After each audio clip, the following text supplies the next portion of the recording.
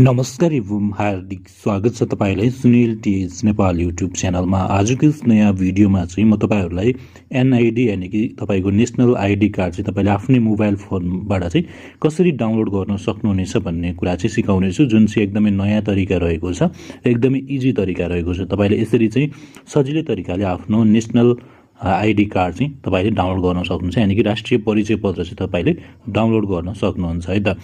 र यति बेला म तपाईलाई ढिलो नगरिकन आजको भिडियोको विषयवस्तुहरु पनि लान चाहन्छु। सबैभन्दा पहिला चाहिँ तपाईले एउटा कुनै पनि ब्राउजरलाई चाहिँ ओपन गर्नु होला। गुगलको क्रोम ब्राउजर हुन्छ या कुनै पनि ब्राउजर छ भने ओपन गर्नु होला र त्यसमा चाहिँ तपाईले एनआईडी कार्ड भनेर चाहिँ सर्च गर्नु होला र सिम्पली चाहिँ यहाँनिर सुरुमा चाहिँ यो वेबसाइट चाहिँ खुल्छ। यहाँनिर हेर्न सक्नुहुन्छ citizenportal.donidcr.gov.np भनेर चाहिँ यसमा चाहिँ तपाईले क्लिक गर्नु होला।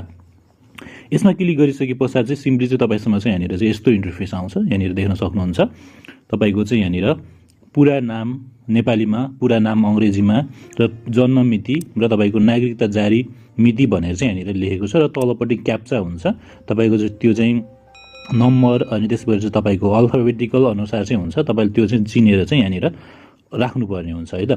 यति बेला चाहिँ मैले यहाँनिर चाहिँ जे डिटेल मागेको छ त्यो डिटेललाई चाहिँ यहाँनिर राख्न गइरहेको छु। अब चाहिँ मैले यहाँनिर चाहिँ सम्पूर्ण डिटेलहरु चाहिँ राखिसकेको छु। यहाँनिर देख्न सक्नुहुन्छ र चाहिँ यो सम्पूर्ण डिटेलहरु तपाईले यहाँनिर आफ्नो पुरा नाम नेपालीमा, पुरा नाम अंग्रेजीमा र त्यसरी जन्म मिति र तपाईको नागरिकता जारी मिति र तलको क्याप्चा चाहिँ तपाईले जस्ताको तस्तै राखिसके पश्चात चाहिँ यहाँनिर सिम्पली चाहिँ यहाँनिर तलपट्टि खोज्नुहोस् भन्ने चाहिँ ब्लू कलरको बटन रहेको छ। यसमा चाहिँ क्लिक तपाईले चाहिँ यहाँनिर चाहिँ खोज्नुहोस् भन्नेमा चाहिँ तपाईले क्लिक गर्नुभयो भने चाहिँ त्यसपश्चात चाहिँ तपाईसँग चाहिँ यहाँनिर चाहिँ यस्तो इन्टरफेस आउँछ।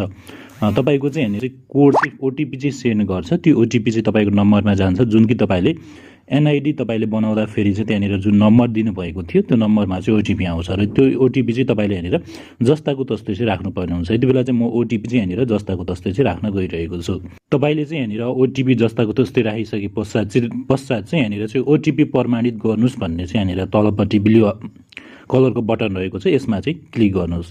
यहाँनिर क्लिक गरिसके पश्चात चाहिँ यहाँनिर तपाईसँग चाहिँ यो पुरा इन्टरफेस आउँछ तपाईको डिटेल अनुसार चाहिँ। अब तपाईको यहाँनिर नामहरु सबै कुराहरु र तलपट्टि चाहिँ यहाँनिर यो आइसके पश्चात कार्ड डाउनलोड गर्नुहोस् भन्नेमा चाहिँ क्लिक गर्नुहोस्।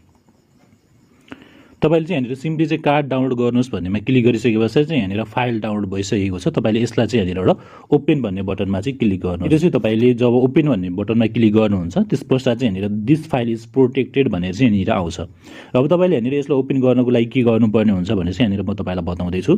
तपाईले चाहिँ यसलाई ओपन गर्नको लागि चाहिँ तपाईले आफ्नो नामको अगाडिको 4 वटा डिजिट चाहिँ राख्नुपर्ने हुन्छ। जस्तै अल्फाबेटिकल तपाईको हैन, जस्तैको तपाईको 4 वटा राख्नुपर्ने हुन्छ। अगाडिको चाहिँ नामको तपाईको 4 वटा अक्षर राख्ने र त्यसपछि तपाईको चाहिँ बर्थ इयर चाहिँ कुन हो, जस्तै 2050 2060 हैन के हो तपाईको चाहिँ त्यो राख्नुभयो भने चाहिँ सिम्पली चाहिँ यहाँनिर तपाईसँग चाहिँ यसरी चाहिँ खुल्छ। यहाँनिर मैले यो देखाइरहेको छु र चाहिँ तपाईले यसै गरी चाहिँ सजिलो तरिकाले तपाईको एनआईडी कार्ड चाहिँ नेशनल आईडी कार्ड चाहिँ तपाईले डाउनलोड चाहिँ गर्न सक्नुहुन्छ। यही नै रहेको तरिका, सजिलो इजी र तपाईले अब सजिलै तरिकाले यसरी चाहिँ डाउनलोड गर्न सक्नुहुन्छ। र तपाईलाई यो भिडियो कस्तो लाग्यो? यदि यो भिडियो तपाईलाई मन पर्यो भने यस भिडियोलाई लाइक गर्नु होला, शेयर गर्नु होला र यस युट्युब च्यानल अहिलेसम्म पनि सब्स्क्राइब गर्नुभएको छैन भने सब्स्क्राइब गर्न पनि नभुल्नु होला भन्दै तपाईसँग चाहिँ नेक्स्ट अनि बेस्ट भिडियोमा भेट्ने बाचा गर्दै अहिलेलाई भने सुनिल टिएच नेपाल युट्युब च्यानल सँगसँगै म सुनिल कुमार केसी पनि वजिल पर्छु। हवस् त नमस्कार, तपाईको बाँकी पल शुभ रहोस्। जय नेपाल।